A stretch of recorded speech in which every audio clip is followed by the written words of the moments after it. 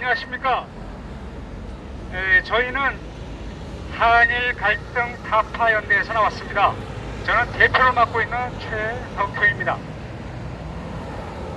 저희가 외교부, 법무부를 상대로 주로 그 공무원들에게 자료를 제공해서 정권 교체 후에 공무원들이 과거 반일 감정에 휩싸인 그러한 행태를 바꿔주는 데 주력을 하고 있습니다. 그러나 현재 윤석열 정부 들어 대한민국의 공무원들은 여전히 문재인 전 정권의 반일 정책의 관성이 그대로 관성을 지니고 있습니다. 그래서 저희가 현재 윤석열 정부가 매우 위태로운 상황이에요. 전국에 611개의 시민단체들이 모여서 한일 역사, 정의, 평화, 이런 단체를 만들어가지고 이제는 정권을 전복시키기 위한 행동을 시작하고 있습니다. 정권을 전복시키는 행동에 맨 앞에 들어있는 이슈가 다름이 아니라 일본과의 관계 개선을 친일파로 낙인을 찍어서 현 정부를 전복하는 것입니다. 그 세력들은 바로 종북 주사파들입니다. 그 중심 세력이 종북 주사파들인데, 그러니까 제 뒤에 보이는 대통령실이 있죠. 이 대통령실의 준비 상태가 매우 미흡합니다. 지금 전국의 시민사회단체들이 모여서 정권을 무너뜨리려고 하고 있는 움직임 속에 바로 엊그제 윤석열 대통령의 비속어 논란이 있었죠. 그 비속어 논란이 놀랄 것도 아니에요.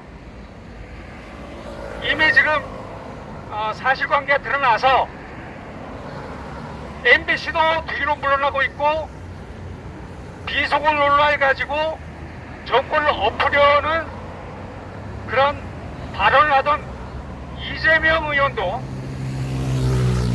더불어민주당 이재명 대표도 비속어 논란에서 한 걸음 뒤로 물러섰어요. 지금 윤석열 정부는 먼지 하나라도 나오면 그 먼지가 정권을 탄핵하는 수단으로 저들에 의해서 이용되고 있습니다. 그러면 지금 제일 큰 이슈라고 할 수 있는 한일 간의 징용 문제에 대해서 이번에 일본 총리하고 만났지만 만난 걸로 당장 무슨 문제가 해결될 게 없죠. 일본은 한일 기본조약 청구권 협정으로 마무리가 되었다고 보고 더 이상 재론하지 않습니다. 그리고 문제가 있으면 국제사법재판소로 가자고 얘기할 정도예요. 그러나 한국 정부는, 문재인 정부는 끊임없이 국민들의 반일 감정에 편승해서 일본과 적대 감정을 쌓아왔고 한미 동맹까지 위기 상황으로 몰아갔죠. 그런데 윤석열 대통령이 당선돼서 정권이 교체됐느냐?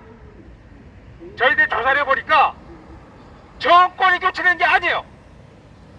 윤석열 대통령만 교체된 거예요. 대통령 한 사람만 바뀌고 공무원들은 전체가 문재인의 치하에 그대로 있는 거예요. 지금. 이거 어마무시한 얘기예요. 그래서 문재인 치하에서 빨대를 꽂고 있던 전국의 시민사회단체들이, 여성단체들이 윤석열 대통령을 끌어내려가지고 자신들이 정권을 다시 되찾겠다고 지금 나오고 있는 거예요. 지금도 우리 옆에 한 단체가 지금 기자회견 하고 있어요. 장애인 단체 같은데 상황이 이 정도로 엄중합니다. 이거 누가 제일 좋아할까요? 누가 제일 좋아해요? 네, 북한의 김정은이 대한민국은 북한과 달리 북한은 김정은이 한마디만 일사불란하게 다 끝나. 그냥 대한민국은 4분 오열되어서 이 난리를 지내고 있습니다. 자, 여러분, 오늘의 주제는 이겁니다. 일제 강제동원 피해자 지원 재단이라고 하는 곳이 있어요. 이 재단을 통해서 최근에 재단 이사장이 강제동원 관련 단체 사람이 이사장으로 추천됐어요. 그래서 행정안전부에서 지금 한일 관계 문제 때문에 안 그래도 어려운데 강제동원 단체 사람이 대표로 앉으면 일본과 또 전쟁하지 않을 거 아니야. 그래서 복수 추천해라 그랬더니 또 한 사람이 나왔는데 민관협의회 사람이 또 나왔어요. 민관협의회 사람도 뭐예요? 네, 강제동원 쪽의 사람이에요. 그러니까 행정안전부에서 누구를 임명을 해도 이 재단의 이사장은 바로 반일 세력이 잡게 되는 거예요. 그런데 이 단체가 어디 소속이에요? 행정안전부 산하예요. 행정안전부. 이게 기가 막힌 얘기입니다. 다시 말하면 일본을 적대시하는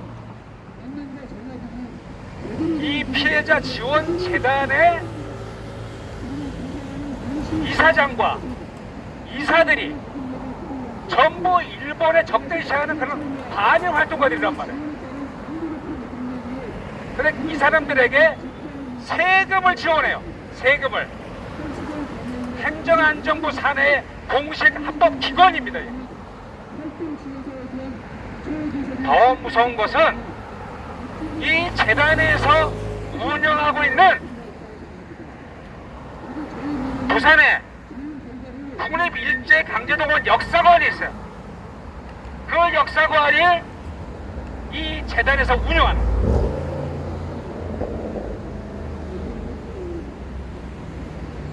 그러한 역사관이 하는 일은 반일 감정을 전 국민에게 각인시키는 교육을 하는 기관이에요. 그래서 저희가 비교를 했어요. 비교가 뭐냐? 이 강제동원 피해자 지원 재단은 제2의 정답이다.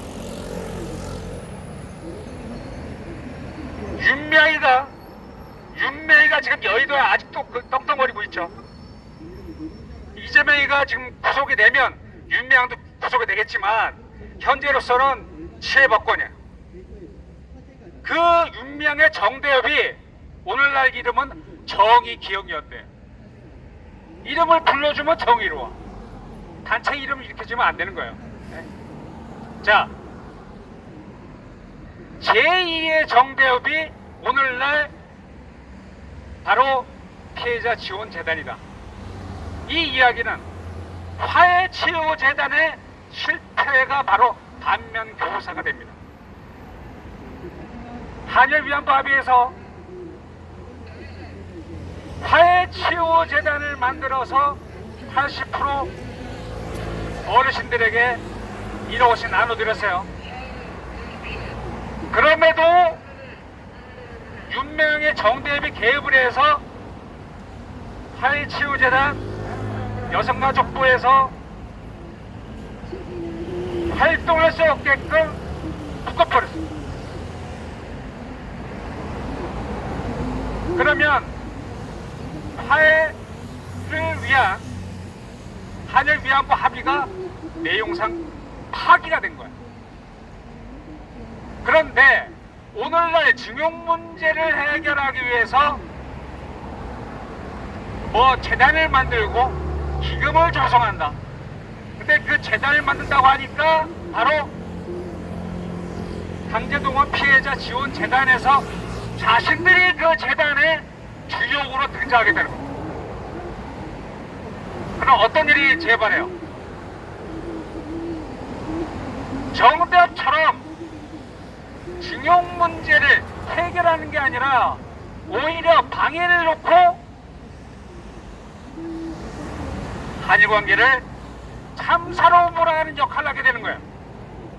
그런데 이 기관이 합법적인 기관이기 때문에 지금 윤석열 정부는 여기에 지금 발목이 잡혀 있어요.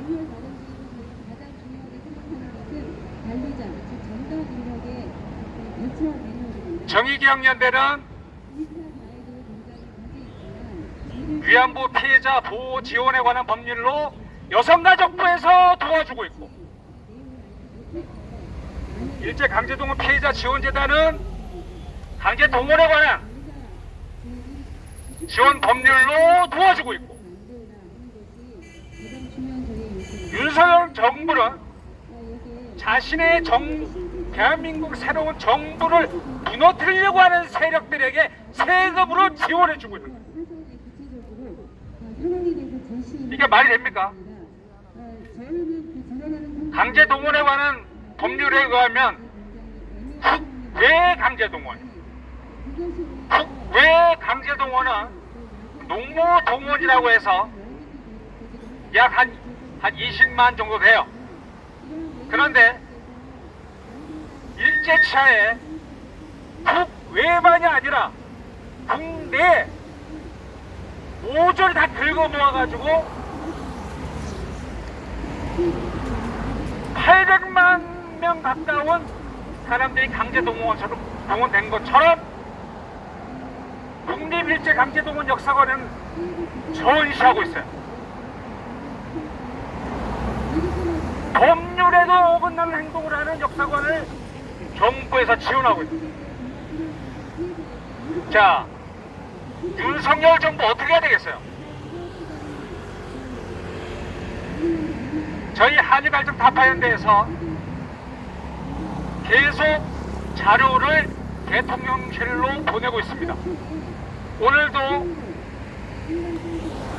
저희 집회가 끝나면 진정서를 제출합니다. 아무쪼록 윤석열 정부가 정신 차리고 저들을 단호하게 대응하려면 정대협, 정의기억연대 이거 해체해야 돼요. 해체해야 돼요. 또 바로 징용 문제에 대해서 일제강제동원 피해자 지원재단 이거 해체해야 돼요. 이거 대통령이 직권으로 할 수 있는 최대한의 노력을 하고 이 내용을 국민들에게 낱낱이 설명해야 합니다. 대통령실이 좀 더 유능해지길 바라면서 저희들이 앞으로 이곳 대통령실 앞에 여기가 바로 전쟁 기념관이 있는 곳이에요. 이곳에서 또 다른 전쟁을 하고 있습니다. 이거는 진정이나 성명서가 아니에요. 대한민국을 구출하기 위한 전쟁을 하고 있어요. 어디서? 전쟁 기념관하는 데서. 네, 성명서를 통해서 자세한 내용을 들어보도록 하겠습니다. 네, 이상입니다.